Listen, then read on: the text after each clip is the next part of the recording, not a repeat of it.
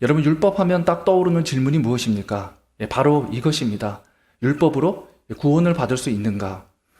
여러분, 사실 바울 서신에 보면 이 율법을 행함으로 구원을 받을 수 있다. 그래서 반드시 율법을 행해야 한다.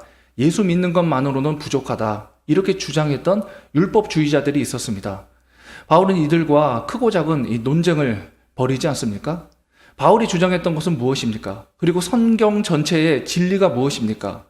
율법으로 구원받는 것이 아니라 바로 믿음으로, 예수 그리스도를 믿음으로 구원받는 것이다. 여러분, 사실 율법도요, 이 믿음으로 구원받음을 말하고 있습니다. 그것을 창세기 15장 6절을 통해서 확인할 수가 있는데 이렇게 기록되어 있어요.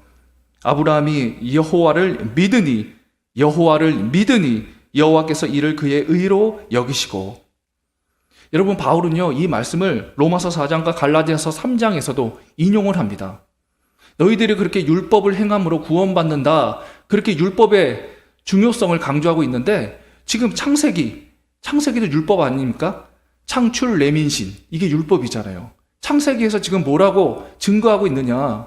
아브라함이 여호와를 믿음에, 하나님을 믿음에 하나님께서 이를 의로 여기셨다.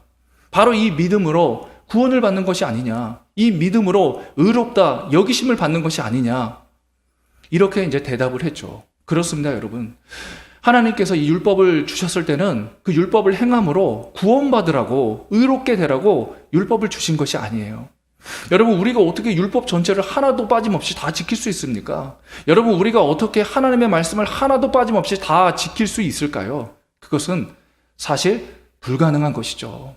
우리는 연약한 존재이기 때문에, 부족함이 너무 많기 때문에 하나님의 그 율법, 하나님의 그 말씀 전부를 다 지킬 수가 없습니다. 율법으로 구원받을 수 없어요. 그것을 행함으로 절대로 의롭게 될 수 없습니다.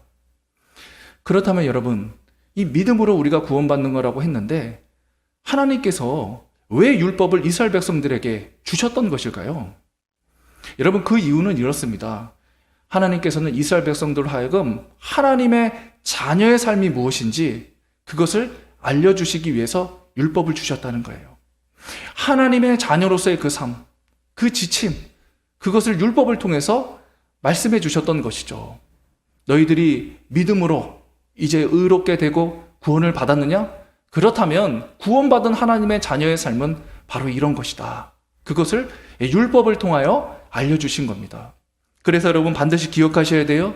율법은 그 율법을 행함으로 구원받으라고, 의롭게 여김을 받으라고 하나님께서 우리에게 주신 것이 아니라 바로 하나님 자녀가 어떤 삶을 살아야 될지 그 지침으로 율법을 주셨다는 것이죠. 여러분, 그렇다면요, 이 율법을 우리가 어떻게 정리할 수 있을까요? 학자들은 크게 이제 세 가지로 이 율법을 정리를 합니다. 먼저는 이제 의식법이라고 그래요. 의식법. 이 의식법이라는 것은 이 제사와 관련된 법입니다. 그래서 이제 여기에는 뭐 제사법도 있고요. 그리고 이제 절규와 관련된 것도 있고, 또 정결 예식. 자, 이거와 관련된 것이 바로 의식법이죠. 여러분, 의식법에서 반드시 있어야 될 것은 바로 레위인과 제사장입니다. 왜냐하면 이 동물의 피로 하나님 앞에 제사를 드려야 하거든요.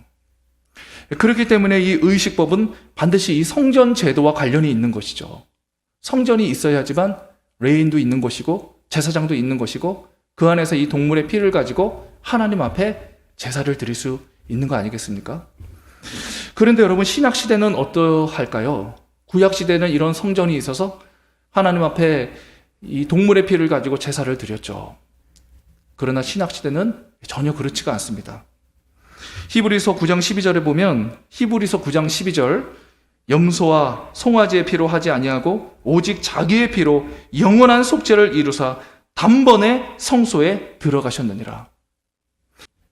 구약시대에는 이 동물의 피로 죄사함을 받았지만, 그러나 여러분, 또 죄를 지면 그 동물의 피를 가지고 제사를 드려서 죄사함을 받아야 돼요. 그러나 신약시대에는 예수님의 그 십자가의 보혈로 이제 우리의 모든 죄를, 과거, 현재, 미래, 영원한 모든 죄를 예수님께서 사해 주셨기 때문에 다시는 이러한 동물의 피로 드리는 제사가 필요 없게 되었다는 것이죠.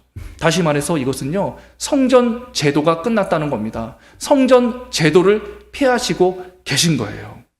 그래서 여러분, 의식법은 예수님께서 예수님 자신의 그 보혈로 말미암아 완성하시고 폐기하신 법이다. 그래서 여러분 우리는요 이 의식법을요 이 문자적으로 지킬 필요가 없는 것이죠. 아니 지금 누가 뭐 성전이 있는 것도 아니고요. 뭐 동물의 피로 제사 드립니까? 그렇게 하지 않잖아요. 더 이상 우리는 이 문자적으로 기록된 그 말씀을 지키지 않아도 되는 것입니다.